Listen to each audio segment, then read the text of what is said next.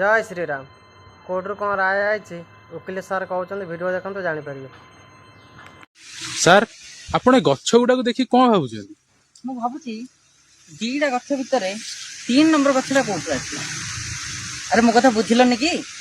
ମୋର କହିବାର ଅର୍ଥ ହଉଛି ଗୋଟେ ପ୍ରେମ ସମ୍ପର୍କରେ ଗୋଟେ ପୁଅଟି ଥିବ ଝିଅଟି ଥିବ, ବୁଝିପାରୁଛ ନା ବୁଝିପାରିଲନି? ଗୋଟେ ଯେତେବେଳେ ଗୋଟେ ପରିବାର ହୁଏ, ଗୋଟେ ସ୍ୱାମୀଟି ଥାଏ, ଗୋଟେ ସ୍ତ୍ରୀଟି ଥାଏ।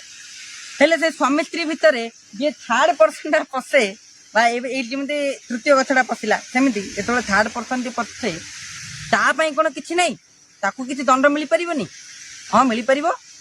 ଆଗରୁ କ'ଣ ହଉଥିଲା, ଆମର ଗୋଟେ ଥିଲା 497 ଅଫ୍ IPC, ଭାରତୀୟ ଦଣ୍ଡବିଧ ଆଇନ 1860 ଅନୁସାରେ 497 କୁ, ଧାରା ନମ୍ବର 497 କୁ ଆମେ କ'ଣ ଗୋଟେ କ୍ରାଇମ ବୋଲିକି ମାନୁଥିଲୁ। କିନ୍ତୁ Joseph Shine versus Union of India ରେ ମାନ୍ୟବର ସୁପ୍ରିମକୋର୍ଟ କହିଲେ ଯେ adultery not a crime but it was also a ground for divers.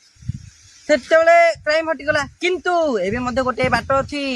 ତୃତୀୟ ପୁରୁଷ ମାନେ ବା ତୃତୀୟ ମହିଳା ମାନେ, ଥାର୍ଡ ପର୍ସନ ମାନେ ପୁରା ସାବଧାନ ହେଇଯାଅ। କ'ଣ ଅଛି ତାଇରେ? ଆପଣଙ୍କର ମ୍ୟାରିଟାଲ ଲାଇଫରେ କିମ୍ବା ଆପଣଙ୍କର ପ୍ରେମ ସମ୍ପର୍କରେ ଯଦି କେହି ତୃତୀୟ ଜଣ ଆସିକି ଇଣ୍ଟରଫିୟରେନ୍ସ କରୁଛି, ଆପଣଙ୍କର କ୍ଷତି କରଉଛି, ତାହେଲେ ଆପଣଙ୍କର ଅଧିକାର ଅଛି, ତାଠୁ ଆପଣ କ୍ଷତିପୂରଣ ପାଇପାରିବେ। ମୁଁ ନାହିଁ, ଲ କହୁଛି। ଲ ଏଇଥିରେ ଆମେ ତାକୁ ଯଦି ଲିଗାଲ ୱାର୍ଡରେ କହିବା, ଲିଗାଲ ଲାଇନରେ କହିବା, ଏଲିଏନେସନ ଅଫ ଆଫେକ୍ସନ।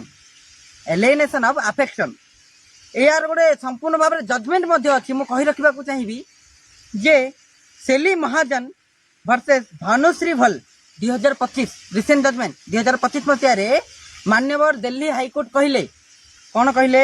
ଯଦି ତୃତୀୟ ବ୍ୟକ୍ତି ବା ତୃତୀୟ ପୁରୁଷ ବା ତୃତୀୟ ମହିଳା ଆପଣଙ୍କ ସମ୍ପର୍କକୁ ଭାଙ୍ଗିବାକୁ ଚେଷ୍ଟା କରୁଛନ୍ତି, ତାହେଲେ ଆପଣ ଡ୍ୟାମେଜେସ୍ ଫର କ୍ଲାଇମ୍ ଆଫେକ୍ସନ ବା ଏଲିଏନେସନ ଅଫ ଆଫେକ୍ସନ ଆପଣ case suit, civil suit file କରିପାରିବେ।